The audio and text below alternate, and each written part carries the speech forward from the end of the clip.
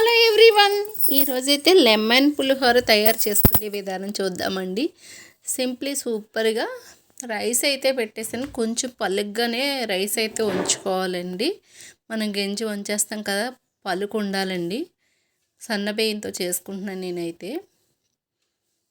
చూస్తారా, పలుకు ఉండగానే ఇలా మనం ప్లేట్లో తీసుకుంటే అండి ఆ తడి కూడా మొత్తం ఆరిపోతుంది.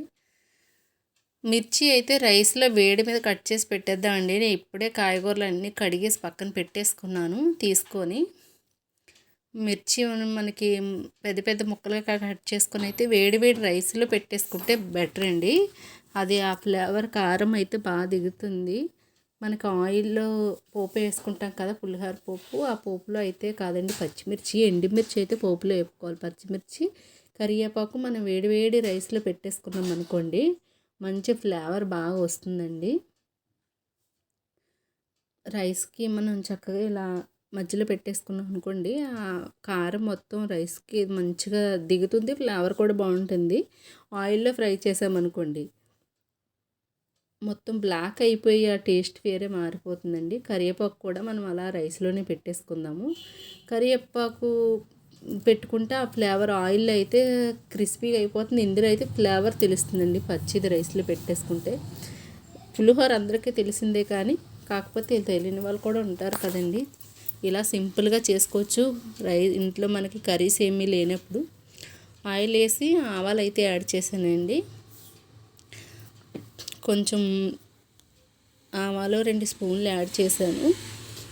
జీడిపప్పు మనకు తగినన్ని వేసుకోవచ్చండి. నేను అయితే జీడిపప్పు వేసాను, ఉంటే వేయచ్చు, లేకపోతే స్కిప్ చేసి వేయచ్చు. కొంచెం జీడిపప్పు, మినప్పప్పు వేసానండి. శనగపప్పు నేనైతే పల్లీలు వేయలేదు. మనకి ఏడుశనగ వేసుకొని చేసుకోవచ్చండి. ఏడుశనగ మా పిల్లలు అయితే ఇష్టంగా తినరు, అందుకే జీడిపప్పు వేసాను. తీసి పక్కన పెట్టేస్తారు.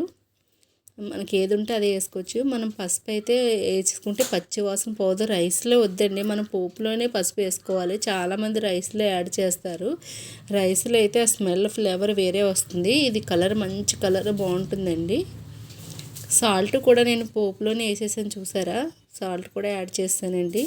మొత్తం ఆ రైస్లో వేడి వేడి రైస్లో పోపు అయితే యాడ్ చేసి ఇలా మొత్తం మిక్స్ చేసుకుంటే మంచి కలర్ అయితే వస్తుంది. ఫ్లేవర్ కూడా బాగుంటుందండి. ఇలా చేసుకున్నామంటే మంచి ఫ్లేవర్ ఉంటుంది, కలర్ కూడా బాగుంటుంది. చూసారా, కలిపిన కొలిది పులిహోర ఎలాగా కలర్ చేంజ్ అవుతుందో. జోకేస్తుంటారుగా పులిహోర కలుపుకొని, అలా మనం పులిహోర కలుపుతూనే ఉండాలని, కలిపితే బాగుంటుంది. ముద్దలా రైస్ అయిపోయిందంటే మనం కలుపుతుంటే అసలు ఆ ఫ్లేవరే కాదు కదా, అసలు టేస్టే బాగోదండి. రైస్ అయితే చాలా పలుగ్గా ఉంచుకోవాలి. సన్నబియ్యంతో పులిహోర అయితే చాలా బాగుంటుందండి. ఇంక ఇంట్లో వండుకుంటే సన్న బియ్యమే, ఆ రైస్ తోటి చేశాను. లెమన్ అయితే నేను 1 కేజీ రైస్కి పెద్ద లెమన్స్ 4 తీసుకున్నానండి. వదక పెట్టొద్దండి, నాకు ఈ చెక్కతో అయితే పిక్కలు అయ్యి రావు. డైరెక్ట్గా ఇలా యాడ్ చేసేసుకోవచ్చు. లెమన్ అయితే కట్ చేసి, మామూలుగా అయితే పిక్కలు వస్తాయి కదా, ఉడకపెట్టి అయితే మనం టీ జాలీతో ఉడకపెట్టి అయితే యాడ్ చేసుకోవచ్చు. కేజీ రైస్కి 4 లెమన్ చక్కగా పెద్ద లెమన్ పడ్డాయి. కొంచెం పులుపు ఉంటే బాగుంటుంది కదా. సాల్ట్ అయితే ఇప్పుడు యాడ్ చేసుకోకూడదండి, పోపులో యాడ్ చేసుకోవాలి సాల్ట్ ఎప్పుడు కూడా. ఒకవేళ సరిపోకపోతేనే ఇప్పుడు యాడ్ చేయాలి, లేదంటే ముందే యాడ్ చేసేసుకుంటే బాగుంటుందండి. చూసారా, మనకి లెమన్ వేసాక కూడా కలర్ చేంజ్ అయింది. మళ్ళీ లెమన్ వేసాక ఇంక వేరే కలర్ వచ్చింది.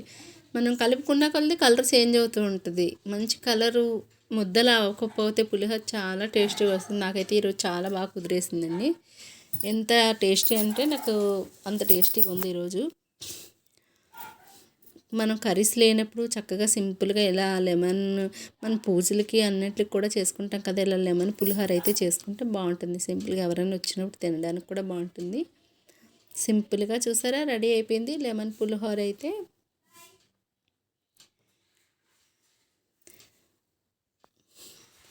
కలర్ అయితే చూసారు, ఈ కెమెరా ఎఫెక్ట్ వల్ల ఇదైతే వేరే దగ్గర ఇలా వచ్చింది. ఫస్ట్ ఏ కలర్ కనిపించింది అదే కలర్ వచ్చిందండి, మంచి కలరు. ఇది కెమెరా వల్ల అలా కనిపిస్తుంది. ముందు కలిపేటప్పుడు వచ్చిన కలరే వచ్చింది. చూసారా ఎంత బాగుందో. టేస్ట్ కూడా అలానే ఉంటుంది. ఇదే పర్ఫెక్ట్ కొలతలతో చేయండి. మరీ ఎక్కువ పోపులు ఉన్నా కానీ తినడానికి బాగోవండి. అందుకే మనకి ఎక్కువ అయితే జీడిపప్పు వేసాను నేను. నచ్చిందా?